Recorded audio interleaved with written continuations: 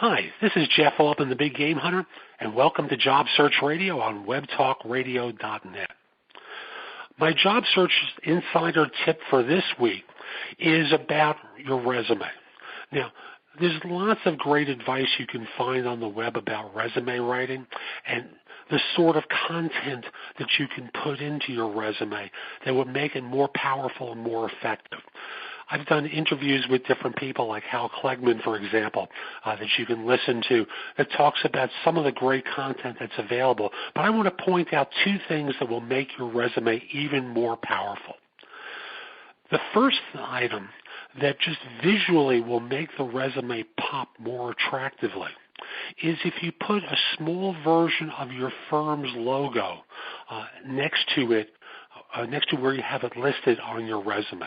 Now, this is ideal if you have a well-known firm, less attractive if you work for a firm that few people have heard of. What you're doing is leveraging off of their brand to make yourself that much more attractive. The next thing that you can do is something that you do on LinkedIn, but few people do on their resume. And I know it's an extremely powerful tool because I know how I respond to it, and I know how people I know in the recruiting field respond to it. On your LinkedIn profile, many of you have testimonials from people where they write about you and some of the things that you've done and accomplished. And it appears on your profile as social proof of your capabilities. Why not include 1, 2, or 3 of those statements in your resume as well, interspersed? No more than 3, probably 1 or 2, as a way of effectively presenting that social proof of your capabilities. You don't include your current boss unless you're not working any longer, but people who know of your work, a previous manager, someone who might work for your current firm, who's no longer in the manager role, who you can trust, or just take it from the LinkedIn profile and put it onto your resume. So that's my tip for this week. And this week's show is going to be for you people who are going to be out there trying to change your career. And my guest is Regina Freedman, a professional career and personal development coach who works with career changers and those who want to make lifestyle changes. She works with individuals in private sessions and facilitates group workshops. Her background includes a master's in counseling psychology, and she's a credentialed coach of the International Coach Federation, which is an organization that certifies coaches worldwide. Regina, welcome to Job Search Radio. Great to have you on. Hello, Jeff. How are you? I'm feeling fabulous today. It's a beautiful day. I hope for those of you who listen on the day that you hear it, it's as great for you as it is for me. So, Regina, people come to you wanting to change careers. What brings them to that point where they've made that decision that perhaps enough is enough and it's time to do something else? What I see mostly are adults, I'd say mostly within their 30s to their 50s, that are dissatisfied with the career they chose and are looking to do something that has more passion. That's most of the clients that I do see. However, there are others that have been outplaced or laid off and realize that it's about time to look for something new because they're having a hard time finding jobs in the original career. Folks, I'm sure you can relate to that notion of looking for passion in your life or feeling stuck in some way. So I get the idea that when they come to you, they don't have a clear idea of what they want to do and need to sort things out with someone who has skill and capability. Is that a fair statement? Yes, it is a fair statement. I don't like to impose on my clients what I think they should do. That's very important, straight out. What I like to do is dig into their personality and their life, their interests, their values, and come up with an idea we form together. We're partners in this, and it's so much more powerful to see it come out of the person, and it's their idea. I act as a guide to get them there. I could never have imagined you saying, you know what you want to do? I can't imagine that happening. It does happen. So I've got to imagine that there are testing tools that you work with and measures that help you do that kind of assessment, that provide them with a few aha moments that allow them to work this thing through with you. Am I right about that? Yes, I find the assessment tools to be crucial. I use Myers-Briggs inventory, and it is definitely one of the most widely used inventories to help people make career changes. It's effective, and I really do see a lot of those aha moments. So Myers-Briggs, it's at MEYERS-Briggs, BRIGGS? Yes, it is. It's actually been around since the 20s. Catherine Briggs and her daughter, Isabel Myers, formulated this inventory. I call it an inventory. It's not a test. It's a matter of gathering what people prefer to do in life, not what they're born with. That's an interesting distinction. It was used in the 40s for women who were going to work because the men were at war, and they thought this inventory would help place women who had never worked before in jobs that would be satisfactory, and it made the process much easier. Prefer to do is an interesting term because it suggests to me that number one is it at the end of the day it's not saying you know what you should do, you should take this specific job. It's more about personality styles. Is that correct? Exactly. It's proven over and over again. First of all, the theory starts with Carl Jung, and then Catherine and Isabel also were thinking the same way as he was, but they just made it more practical. And what they realized that personality is the most important factor in job satisfaction. You may have an interest in the medical field. However, which function in the medical field is going to make you happier, perform well? That is based on your personality, not just your interest. And that's what I want to do with people. They come and say, well, I have an interest in, I always wanted to be in publishing, or I always wanted to be in the medical field. I don't know where. And this tool helps us get to that level. So using the example of the medical field, for example, what might the Myers-Briggs discern in the way of personality that would allow someone to go, oh, I get it. That's the kind of job I should be doing. What will it draw out from a person? Good question. The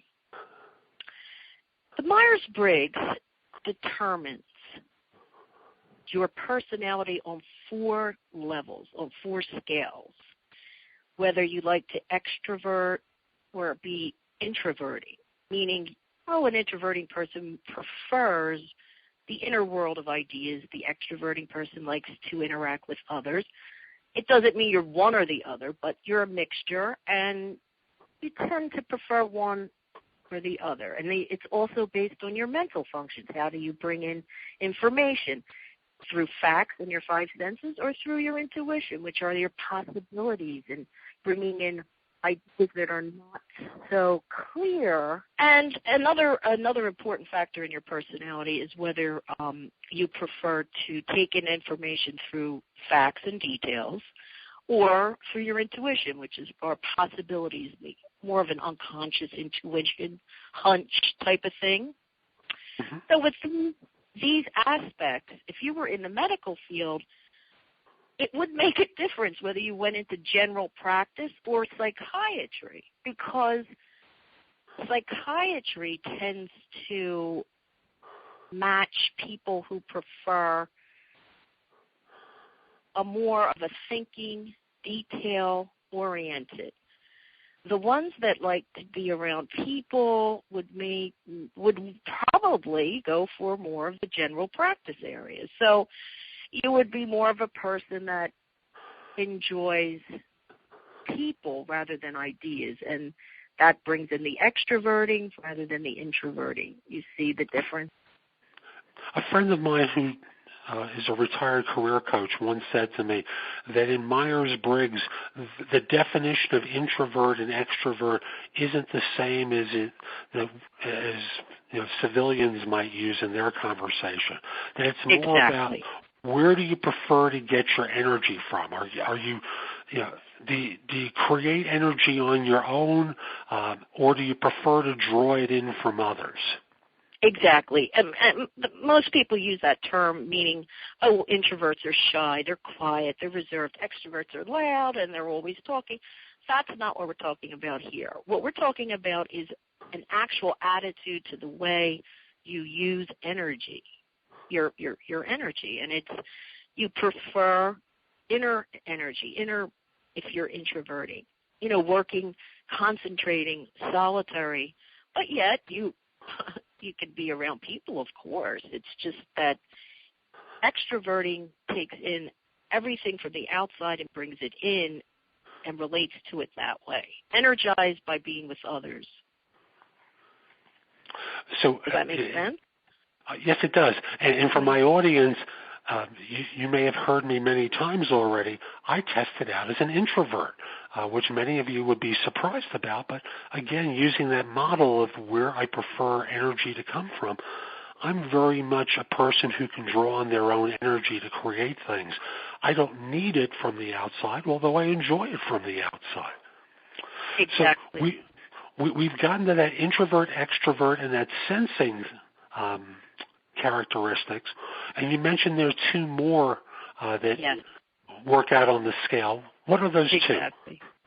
The other two are based on, one is how do you make your decisions? After you gather information, either through detail or intuitive hunches, how do you make a decision based on that information? Do you just use logical analysis?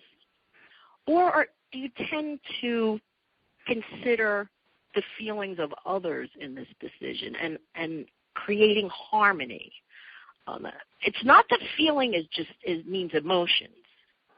It's logical as well. It's as logical as thinking. It's that you add that added characteristic of taking into the consideration the feelings of others. I mean, I could give you an example if you would like. Please. Say you're a manager and you need to lay off someone in your department, and it's tough, but it's a budget reason, and you're told that you have to shave off some money. So you look at the list. A thinking person would prefer to just look at the numbers and just see who is costing the most and say, well, that's the person who needs to go. I mean, it just makes sense. It'll save the company this and this. A feeling person would look at it and see the same thing, but ask, oh, this one is a little older, may have a hard time finding a new job. This one has a family. I can't let that one go. Or this person might be the glue in this group that keeps everyone on track, and there may be an impact on the numbers, but they contribute something else that isn't necessarily measurable. Exactly. You're definitely spot on there. However, both are equally logical. It's just that one adds the characteristic of how would this layoff affect the person I'm laying off, as well as just, well, this makes sense, this person must go. And not one's better than the other. I mean, it depends on just how you make your decisions. Right. And then there's a fourth criteria as well. Yes. This is actually one that the women added, Catherine and Isabel. Jung did it not. He didn't really talk about this much in his psychological types theory. And I like this. I thought it was interesting that they added a fourth part of a personality, and it is how you organize yourself with the world. Do you prefer coming to conclusions quickly, closure, making lists, organizing things? Or do you prefer to let things be open and until you have more information and you're flexible, you're more adaptable? We know each type. I mean, I've worked with both types, and I can tell immediately. That's actually the thing you see first in a person because it's out there. It's in the world. I mean, you could tell the list-oriented people, the ones that want to have control, and you can see the other ones say, well, I don't know yet. I want to wait and see, and I'm thinking about it. And they're the other two parts of a personality. And if you look at all four of those, you can look at other careers and see what careers attract people that share your four-letter code. It gives you an idea of, oh, they are more satisfied. Maybe look at that. It's still up to the individual. The client ultimately makes the decision. However, they have more knowledge about themselves. I get it. So just to translate this, these four attributes don't either guarantee success or failure. They translate into are preferences in the way an individual likes to relate to the outside world. And that can include the world of work, obviously. So that their tendencies and preferences are expressed in this four-letter code. That will indicate their preferences, but ultimately, they may choose things that don't necessarily conform with what their preferences are and still excel, right? Yes. That's based on someone's interest. And if the interest is very strong, and it provides satisfaction in many levels, economic, maybe it's good for the family, all kinds of reasons. It's great because most people in the field will be of other preferences, so that person can bring a new perspective to that job.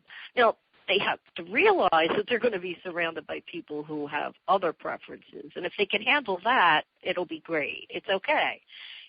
What you can bring to it is, like I said, an entirely different perspective, which enhances places of work. So for the career changer, Myers-Briggs has nothing to do with skills or interests. It involves who you are as a person and being able to mesh that with your interests best so that you can not just simply excel, but be able to enjoy what it is you might be doing next. Do I have that right? Yes, you have it exactly right. I'm impressed. Are you impressed? Well, what are you? Do you know your four-letter code? Yes, I had one done by my friend, and he identified me, and this is my four-letter code, INFP. Mm-hmm. So I'm an introvert. I make the world, I make life kinder and gentler. I need to face conflict and confront it in the moment. And I can problem solve. I have values that involve consensus and the betterment of people. Funny, why I should be doing a radio show like this. True. And within the workplace, I'm able to hold and protect values within an organization, amongst other things. So I am introverted. From what you're able to discern of me, does that seem to make sense? I would prefer, I like the word prefer, that you would refer to yourself as a person who likes introverting. That's quite a difference than saying I am an introvert, because then you're boxing yourself in. You're a person who prefers introverting. However, you do extroverting as well, maybe in a different area, or a certain function brings that out. And as we grow older and we develop more, there's type dynamics that go on where you start bringing in the non-preferred side of yourself, maybe as a hobby, or, I mean, in my case, I'm learning how to bake now, which is something that was never a part of my life. But I can see why. It's developing my sensing side, where I'm dealing with the tangible. It's very precise baking. It's not about, oh, let me try this or make this a possible. It's very precise. It's more of looking at information like that and trying something new. We can develop, we get more autonomous in a sense, but it is good to surround yourself with opposites. It makes life more interesting. Without question. And for the career changer, I think it creates an interesting dynamic of self-understanding that will help them not only look at careers, but perhaps at the workplaces that they interview with, that will allow them to come up with even better questions to help them choose better organizations to match their needs. Because it's not just simply about what job might fit your personality, but what workplace might fit your personality as well. That is the key. That is the key to actually getting hired as well, because the more you know about yourself, you won't waste time with things that you just know you're not going to enjoy. And you have more of a chance of landing a job where they see in you all that coherence. Like, they know you're going to fit in. When people go on a job interview, of course there's the skill, the background, the experience, whatever, but there is that thing that person's looking at you and they're saying, I wonder if they'll fit in with this department. And what is that? That's your personality. There's an article I wrote some years ago for my e-zine that's available on my website, jeffaltman.com, where I talk about the attributes that firms look for when they hire. And skills competence is only one variable that they measure for. They look for competence, self-confidence, character, and the one you were talking about, chemistry. And dare I say, the people who really excel when they interview are the ones that show some charisma, that all coalesce into these qualities of personal leadership that allow an organization to figure out that this is the right person to hire. So I understand the thing about chemistry, and this becomes an easy way for an organization to figure out how you might be able to fit by how you display your personal qualities on the interview. So, yes. However, in talking to an employer that might be trying to interview the career changer, are there particular types of questions that you might suggest that someone might ask when they get around to interviewing for this new career? Well, yeah, I would ask if a person was trying to find out what the workplace offered, other than salary and what the job functions are. I think the way they could just ask, how do people, or is it teamwork? Are ideas accepted across the board? Is it, top down? Are they open for suggestions? Is it a very stable environment? Is it quiet?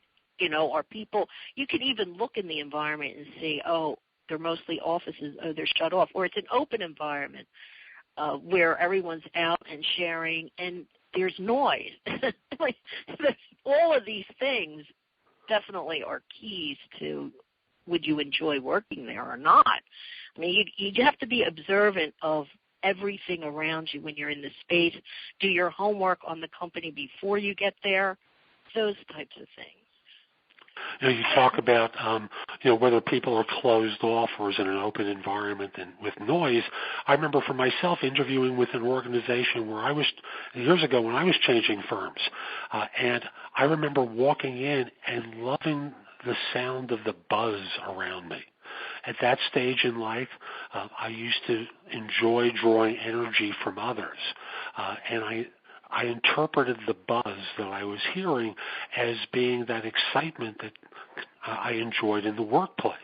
But I could also see for some people that not being right for them and being the exact wrong place for them to work right. in. Yeah, exactly. So, I would say that just keep your eyes and ears open and ask as many questions as possible, because in the interview you want to come out with more information. If it's an IT position and they're looking for you to just work on systems, they may not want a large personality in there. They may want somebody who is quiet.